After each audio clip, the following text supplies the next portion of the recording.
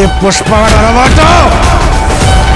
देखो, जहाँ तक मुझे लगता है और जहाँ तक मैं समझ पाया हूँ मूवीज को, हमें मूवीज को उसी हिसाब से देखना चाहिए जिस हिसाब से डायरेक्टर और उस मूवी के मेकर्स ने उसे बनाया है। हर एक इंसान का अपना अलग अलग मूवी का टेस्ट होता है और यहाँ पर जो मूवी के मेकर्स है वो हर किसी के टेस्ट को तो फुलफिल नहीं कर सकते ना। एक ही मूवी में सब कुछ तो नहीं डाला जा सकता। तो इसीलिए ये वीडियो इन सारी बातों को ध्यान में रखते हुए मैं बना रहा हूँ, क्योंकि पुष्पा 2 के जितने भी सारे एक्शन सीन्स है ना, उनको इलॉजिकल बोला जा रहा है, जो कि सही भी है। इलॉजिकल है वो सारे सीन्स, कोई भी डिसएग्री नहीं करेगा उससे। अगर तुम सच्चे सिनेफाइल और as well as a fan हो, तो अगर तुम्हें थोड़ी सी भी समझ है ना साउथ इंडियन मास मसाला मूवीज की, तो तुम्हें ये पता चल जाएगा कि पुष्पा पार्ट 2 के जितने भी सीन्स थे वो इंटेंशनली डाले गए हैं। ऐसा नहीं है कि वो बना रहे थे और इलॉजिकल बन गया। जैसे कि मूवी की स्टार्टिंग का ही वो पूरा जापान के पोर्ट वाला सीन देख लो। अगर शुरू से शुरू करें तो इलॉजिकल सीन्स की लिस्ट खत्म ही नहीं होगी, लेकिन फिर भी हम उन सारे सीन्स को एंजॉय करते हैं क्योंकि मेकर्स का इंटेंशन वो है। मूवी के वो जापानीज विलन की बात माने तो वहाँ पर अपने पुष्पा भाऊ पूरे 42 दिनों तक कंटेनर में थे और अभी कंटेनर जापान के पोर्ट पर पहुंचे हैं, और वो भी इतनी सारी लाल चंदन की लकड़ियों के बीच में। लेकिन फिर भी इतने दिनों में उन्होंने कंटेनर में सरवाइव किया, और जब बाहर निकले तो सेम ही एनर्जी के साथ लड़ रहे हैं जैसे कि वो शेषाचलम के जंगलों में लड़ते हैं। और उस पूरे के पूरे फाइट सीक्वेंस में एक भी अपने पुष्पा भाऊ के लिए डिप नहीं आता, यानी कि ऐसा नहीं है कि वो मार खा रहे। हाँ, शुरुआत में खाते हैं, लेकिन फिर पूरी वन साइड फाइट चलती है। और इसी से यहाँ पर आता है हमारा रूल नंबर 1 मास मसाला मूवी देखने का, कि हीरो को एंजॉय करो। लॉजिक ढूंढोगे तो फिर नोलन ही थप्पड़ मारेगा तुम्हें, और अगर नोलन चाचा की फ्लाइट मिस हो गई तो ये बहन जी मारेंगी। थप्पड़ मारूंगी,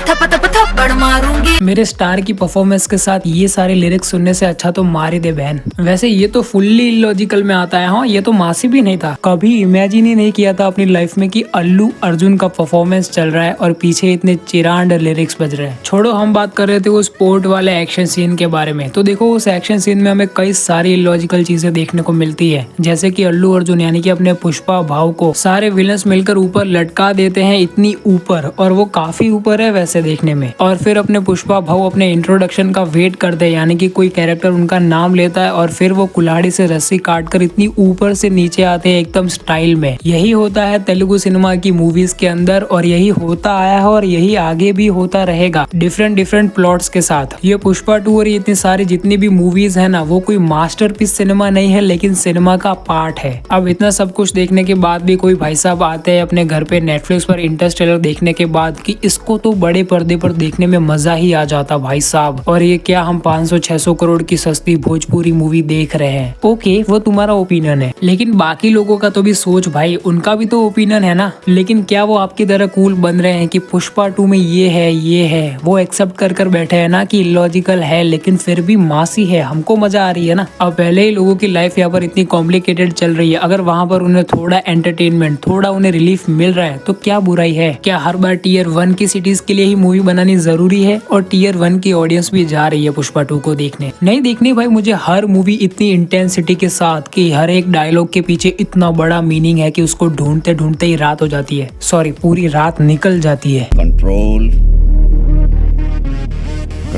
उदय। मैं किसी मूवी के टेस्ट को बेकार नहीं बोल रहा हूँ, लेकिन मैं सिर्फ इतना बोल रहा हूँ कि इंटरस्टेलर देखने वाले भी अगर पुष्पा 2 देखे तो एंजॉय कर सकते हैं। हाँ, अगर वो एक्सपेक्टेशंस लेकर ना जाए तो। यहाँ पर तुमको स्पेस देखने को नहीं मिलने वाला, यहाँ पर तुमको स्पेस में उड़ता हुआ अपना पुष्पा राज देखने को मिलने वाला है। ओके, ये स्पेस थोड़ा ज्यादा हो गया। एक सेकेंड, फास्ट एंड फ्यूरियस 10 में उनका ज्यादा नहीं हो गया था? कंधे पर एक आदमी को लेकर इतनी सारी सीढ़ियां चढ़ने के बाद वहां पर स्टंट करता हुआ पुष्पराज देखने को मिलने वाला है। और अगर आगे और पीछे विलन हो तो उस आदमी को ऊपर उछालकर उनसे लड़ने के बाद उसको फिर से कैच करने वाला पुष्पराज देखने को मिलने वाला है। ओके, तो ये बात हो गई उन सारे सीन्स की जिनको की इलॉजिकल बोला जा रहा था, एंड दे आर, वो सीन्स थे भी इलॉजिकल। लेकिन अभी यहाँ पर कुछ ऐसे सीन्स भी आते हैं जिनको की वही इलॉजिकल बोला जा रहा है, जैसे कि वो पूरा जथारा वाला सीक्वेंस, उसको क्यों इलॉजिकल बोला जा रहा है? भाई इतना तो चलता है, एक हीरो 10 गुंडों के साथ लड़ रहा है, इतना तो चलता है ना। ये तो कोई बॉर्डर लाइन क्रॉस नहीं करी इन्होंने, काफी जगहों पर करी है जिसकी आगे बात होगी, लेकिन जथारा वाले सीक्वेंस में उनका एफर्ट यहाँ पर देखते ही बनता है। अल्लू अर्जुन का, सुकुमार का, सिनेमेटोग्राफर का, गॉडली वाइब्स भाई। और जहाँ तक मैं समझ पाया हूँ इस एक्शन सीन को ऐसा बिल्डअप दिया गया है जो कि एक्चुअल में वर्क करता है हमारे लिए। बाकी एक्शन सीन्स के लिए लिए भले ही इतना ज्यादा बिल्डअप ना दिया गया हो और दिया भी गया हो तो वो भले ही वर्क ना किया हो, लेकिन इस पूरे जथारा वाले सीक्वेंस के लिए तो क्लियरली वर्क करता है। वो अचानक से एक खबर मिलना कि श्रीवल्ली प्रेग्नेंट है और फिर उसके बाद अल्लू अर्जुन का वो पूरा डांस सीक्वेंस और फिर उसके बाद डांस करने के बाद हमें अल्लू अर्जुन का एक इमोशनल डायलॉग सुनने को मिलता है ना अपनी बेटी के लिए कि उसको बेटी ही क्यों चाहिए। एक इमोशनल डायलॉग के साथ वो पूरी मूवी का सबसे ज्यादा इमोशनल सीन था, एंडिंग वाले उस भाई वाले सीन से भी ज्यादा। यहाँ पर ये बेटी वाला इमोशनल एंगल डालकर बिल्डअप दे दिया और फिर उसके बाद उसकी भतीजी को बचाते हुए दिखाया हमें, है ना। और इस बिल्डअप के साथ और इतनी अच्छी सिनेमेटोग्राफी एंड अल्लू अर्जुन की इतनी ज्यादा कन्विंसिंग परफॉर्मेंस के साथ बंदा साड़ी में है भाई। साउथ छोड़ो, बॉलीवुड छोड़ो, हॉलीवुड का एक्टर भी ये करने से पहले सोचेगा। वो भले ही पूरा वजन कम कर लेगा, पूरा बॉडी ट्रांसफॉर्मेशन हो जाएगा उनसे, लेकिन ये साड़ी पहनने वाली बात सोचेंगे वो भी। कोई ए लिस्टर नहीं कर रहा भाई ये अपने राघवा लॉरेंस को छोड़कर। By the way he is not a Leicester.